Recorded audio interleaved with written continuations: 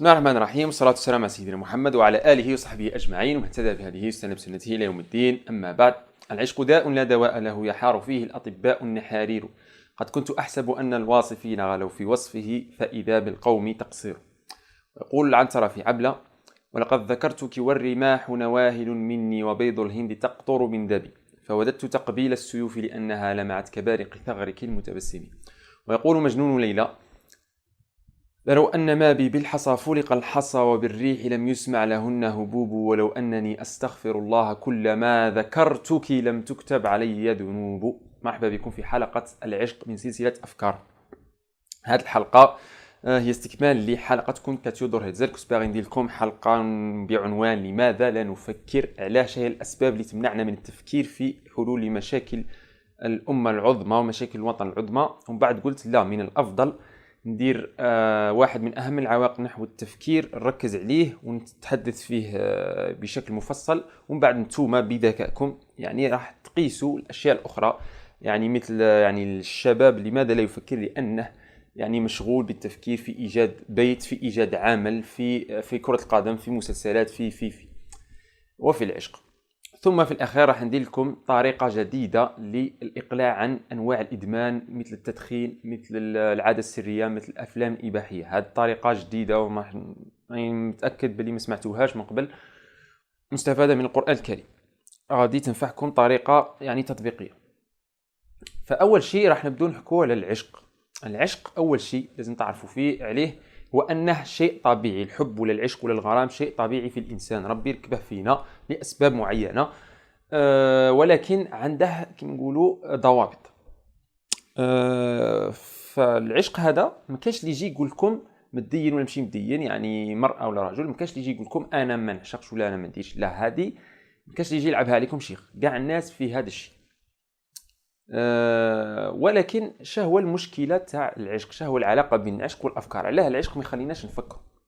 العشق بكل بساطة الشيء اللي يعني باغيكم تدوه من هذه الحلقة هو هذا الشيء اللي غادي نقولها دروك. العشق هو عبارة عن تضييع لوقت الشباب الثمين جدا، وطاقات الشباب، وتفكير الشباب، وحسنات الشباب، تضييعها في أوهام. شهو هذه الأوهام؟ هي أنك تتخيل روحك مع فتاة لن تنالها أبدا. هذاك العشق، هذاك التفكير في الفتاة التي تريد أن تنالها، وأنت أصلا لن تنال أبدا، راح تتزوج مع واحد آخر، ولا الراجل راح يتزوج مع واحد آخر، وأنت تخمي فيه ليل نهار، كما قلت لكم في الأبيات الشعرية. تخيلوا: ولو أنني أستغفر الله كلما ذكرتك لم تكتب علي ذنوب. وهذا شحال يتفكر يعني معشوقته في اليوم. فهذا العشق، هذا المشكلة هذه هي تاعه، أنه يضيع لك وقتك، وقت ثمين جدا، وقت شبابك، يضيع لك مجهوداتك في عوض أنك تفكر في حلول لمشاكل الأمة، في حل لمشكلة الأقصى، في حل لمشكلة الحوادث المرور مثلا، حل لمشكلة النظافة. اش تروح دير؟ تروح تقعد غير تخمم في فتاة لن تنالها أبدا، في وهم وهم وهم. هذه لازم تعرفوها.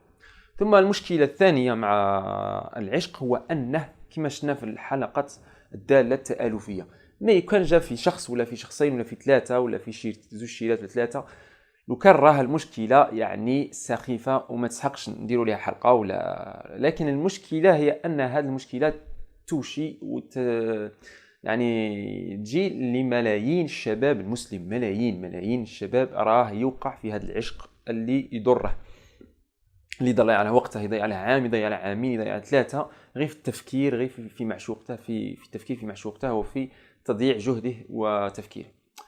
فهذه كذلك مشكلة. يعني العشق من أهم الأسباب كما شفنا في الحلقة الدالة التألفية اللي تهبط منحنى الأمة واللي تهبط منحنى الوطن. فلازمنا يعني نلقوا حلول لهذه المشكلة باش نعاودوا نطلعوا به المنحنى تاع الأمة. شو المنحنى هذا تاع الأمة وتاع الأشخاص مساكين؟ يطيحها يعني العشق، يطيحها يعني الأفلام والمسلسلات، يعني الشيطان، النفس، المجتمع وأفكاره الغبية والسخيفة.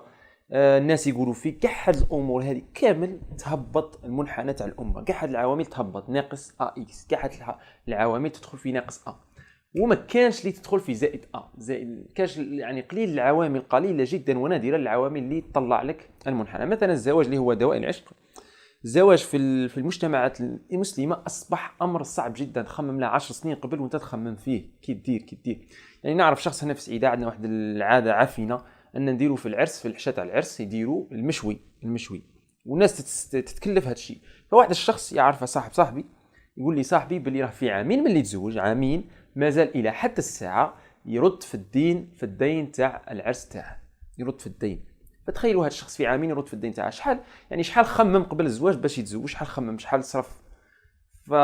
في البلاد الكفار شحال يديروا خاتم، يخسروا خاتم تاع خطوبه. هذا مكان خاتم تاع خطوبه يتزوج به، هذا مكان، هذا ما يخسر عليه. وحنا للاسف يعني المسلسلات التركيه من جهه، المسلسلات الخليجيه من جهه، البو المراه من جهه، المراه من جهه، ما كاش كاع اللي يخليك يعني دير الشيء اللي يصلح لك دينك.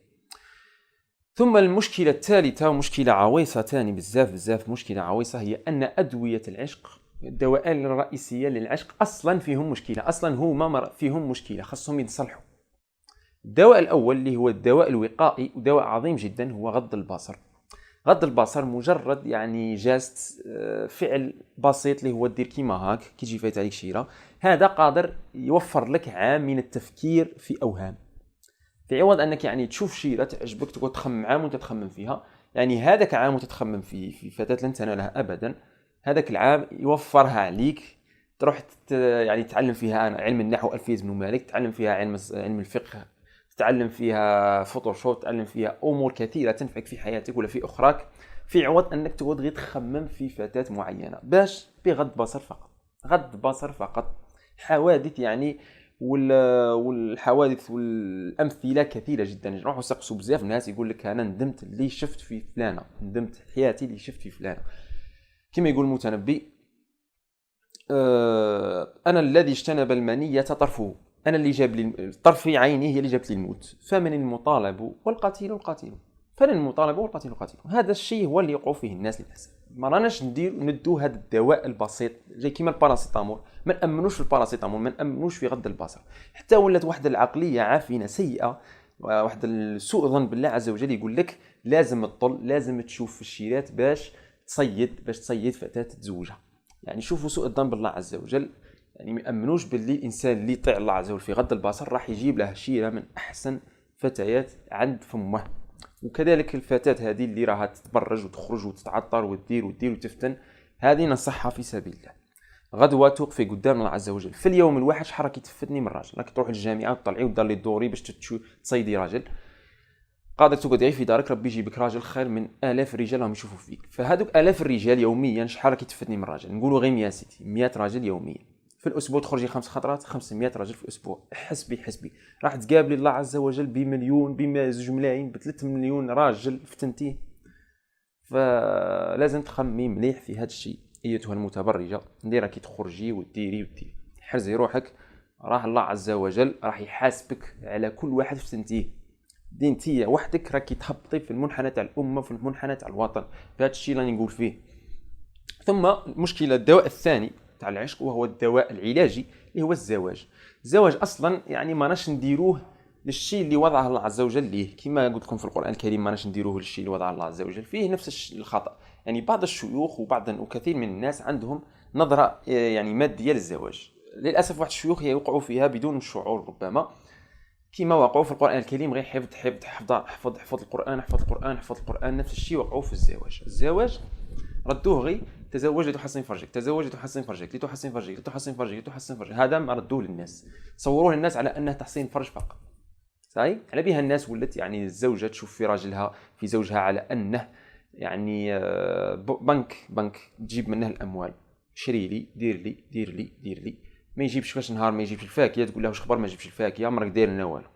والراجل كذلك يعني يشوف في زوجته على انها خادمه، على انها غاسله، تغسل له المواعين، تغسل له كسوته وتطيب له. فنهار اللي ما تكثر الملح في الماء لا يقعد يزكي عليها ويطالقوا باتفه الاسباب، لان اصلا الزواج لم يحصل بسبب الرئيسي اليه.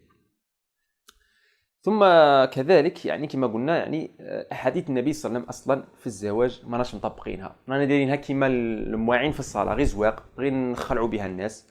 انا حافظ الحديث فلاني ولا بها ارواحهم ولا، وفي التطبيق ما كان والو. مثل حديث للرجال حديث 3 حق على الله عونه منهم الناكح ليستعف. هذا الله عز وجل قال أنا نعاونه. فكيف يقول يعني الناس عاد عند هذيك العقلية تاع يا ودي انت ما خاصك شي مليحه، ما عندكش الدراهم، ما عندكش كذا، ما تتزوجش. لا، هذا ايديولوجيه خاطئه، دينيا خاطئه، صحيح، علمانيا وماديا صحيحه. يعني لازم حتى تكمل قرايتك، لازم حتى دير كذا، لازم حتى دير كذا عاد تزوج. فهذه على بها الناس يعني في الجامعات دروك ما مشي يتزوجوا، فيقعد كاع الوقت تاع الجامعه هذيك 5 سنين ولا 7 سنين ولا يقعد مفتون في ديك. راني نشوف انا راني عايش في يعني احياء جامعيه، كاع الشباب عندهم مشكله تاع عشق، كاع الشباب عندهم مشكله تاع افتتان بالنساء. كاش اللي يقول لك ما عنديش هذه المشكله. فتخيل مثلا واحد 5 سنين 7 سنين هو يقرا، فكي راح دير له الهرمونات، كي راح دير له يعني التفكير، كي راح يدير له. فهذا هو المجتمع اللي انا فيه دروك، المجتمع اللي يدعي الاسلام وهو ابعد عن تعاليم الاسلام. ثم حديث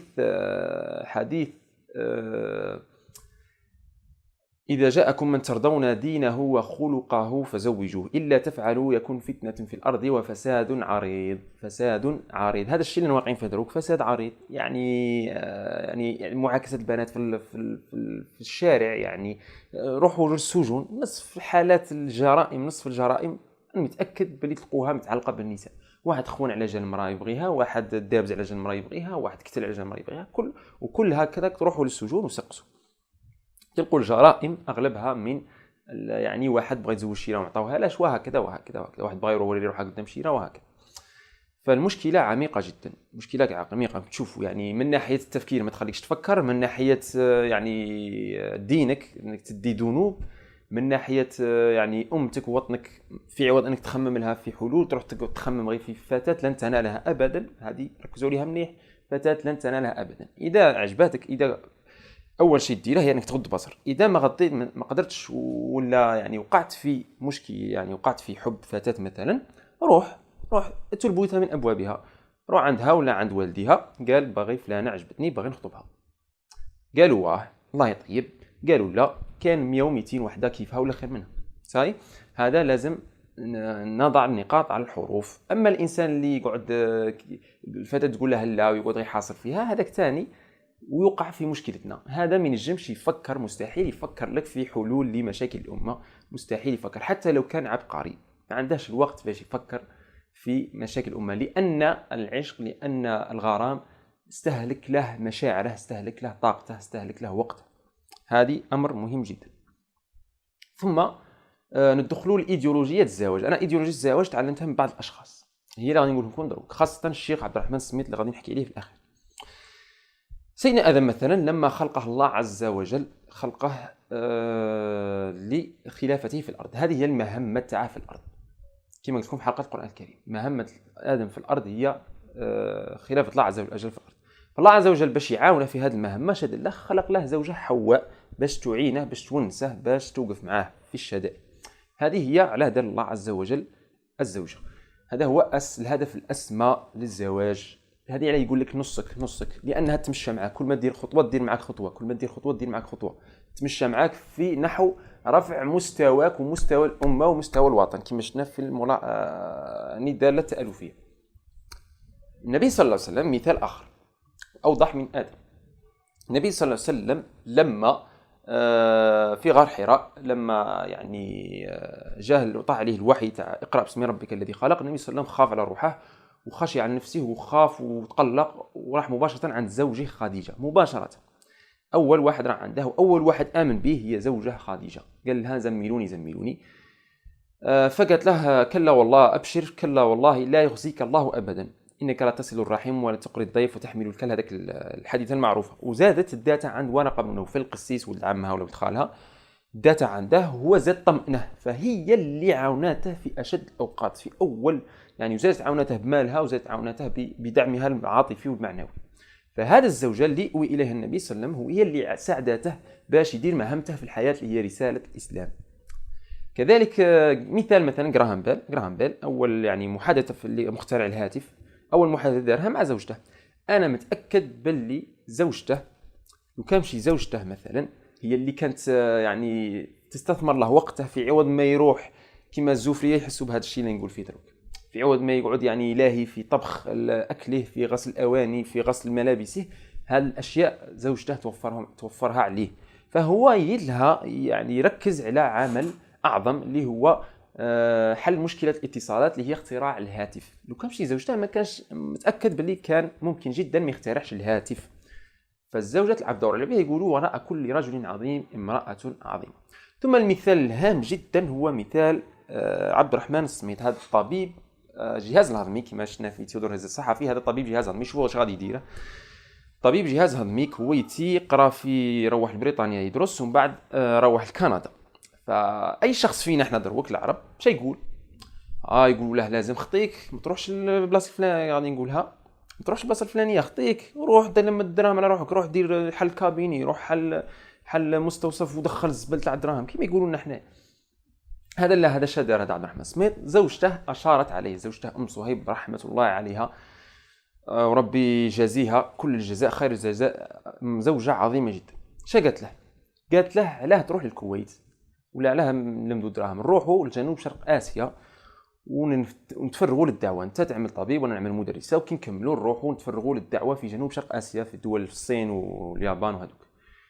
فدار عليها ومي ولا الكويت بدا يحوس على طريقه كيدير يروح لجنوب شرق اسيا يدعي تمك، ما كاش يعني جهات. فجاه واحد الوزير الاوقاف صدفه قال له نروحوا لمالي نبنوا واحد المسجد، روح معنا. فروح لمالي، كي روح لمالي شاف الظروف سيئه تماك تاع المسلمين، فحول مشروع زوجته حولها لافريقيا. هذا المشروع اسس به جمعيه العون المباشر عفوا. جمعيه العون المباشر هذه في مسكم شا هي حصيله الشيخ عبد الرحمن السميط في حياته. خلينا من بعد موته هذه جمعيه العون المباشر شدارت في حياته، شدار دخل 11 مليون افريقي للاسلام. انا وانت شحال دخلنا؟ صفر. هذا 11 مليون دا حد دخله للاسلام. شو يقارع هذا الشخص وحده، يقارع الفاتيكان، دوله كامله يحارب التنصير. هذا الشخص بنى مساجد، مئات المساجد، بنى جامعات، بنى مستوصفات، بنى مستشفيات، حفر ابار ارتوازيه، عطى يعني سلك ناس من الموت، ناس كثيره جدا انقذها من الموت لا تعد ولا تحصى. فتخيلوا هذا الشخص كيدير غدوه يقابل ربي.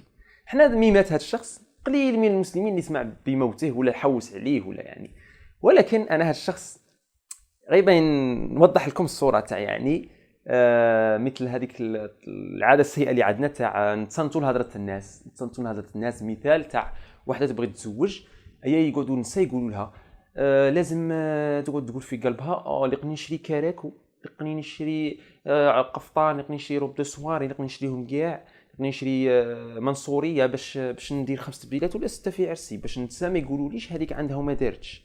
هذه العقليه هذه. شوفوا المستوى تاع هذه، شوفوا المستوى تاع عبد الرحمن السميط. ما راحش قال الناس غيتقول فيا، لا، روح دار المشروع تاعه، مهمته في الحياه بمعونه زوجته وبمشوره زوجته، ودار هذا الشيء كامل. دروك يسمع بينا حنا مليار و600 نسمعوا به ولا ما نسمعوش به، نتخذوا حنا مليار و600 شي يدير بينا. شكون غادي يسمع به هذا؟ غادي يسمع به النبي صلى الله عز وجل اللي خلقه، يشوف فيه بنظره الرضا باذن الله عز وجل. غادي يسمع به الانبياء، غادي يسمع به الملائكه، غادي يسمعوا به الصحابه الكرام، وغادي يسمع به النبي صلى الله عليه وسلم.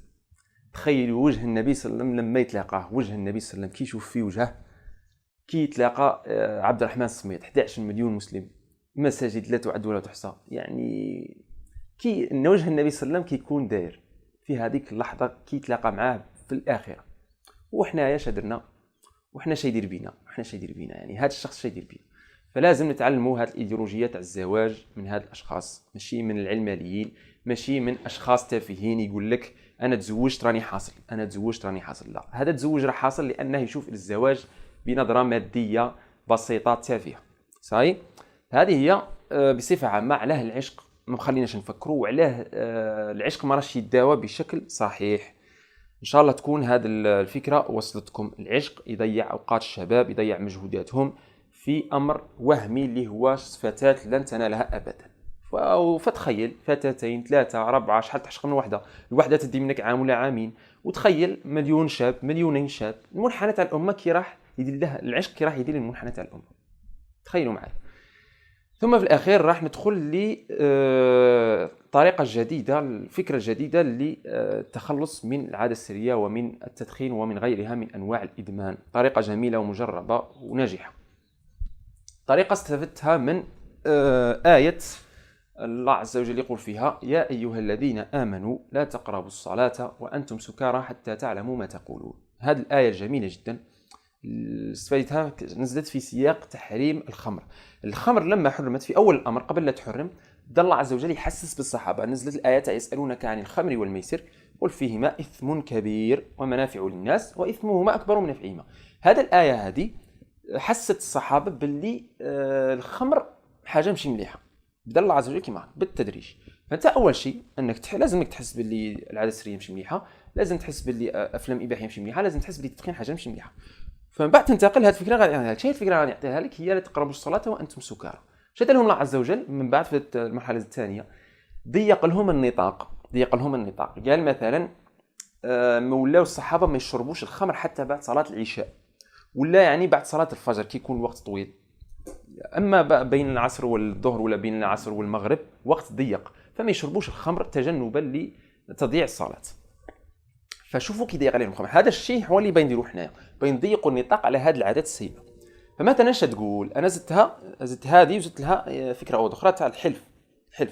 تقول كيما هكا بهذا اللفظ مثلا، وانتم يعني شوفوا الشيء اللي يساعدكم.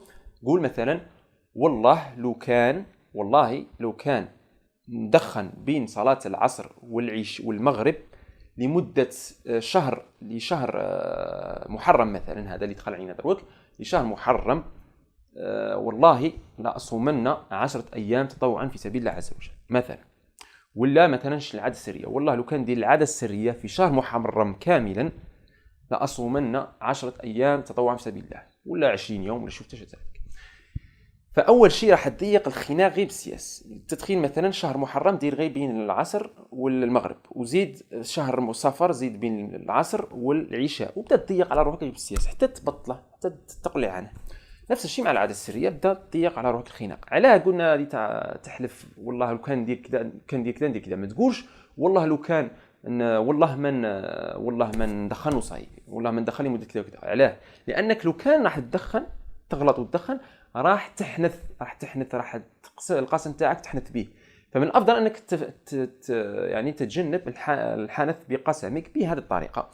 ثم هذه الطريقه كذلك تساعدك كي تصوم 10 ايام مثلا، راح تساعدك في انك يعني الصيام هذاك راح ينقص عليك العاده السريه، وراح ينقص عليك ثاني التدخين. فهذه طريقه جميله جدا.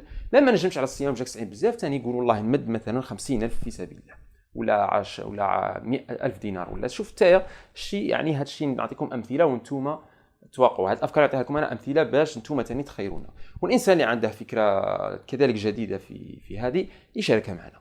ففي الاخير اذا كانت عجبتكم هذه الحلقه واستفدتوا منها، من فضلكم شاركوا في الخير. ممكن واحد ربي يعني علاجها بسببك انت، بسبب ضغطه زر فقط، ربي يعني يصرف عليه يعني عام ولا عامين من التفكير في معشوقة لن يعلنها أبدا. ولا ممكن يبطل التدخين، ولا ممكن يبطل العادة السرية ولا أفلام إباحية بسببك.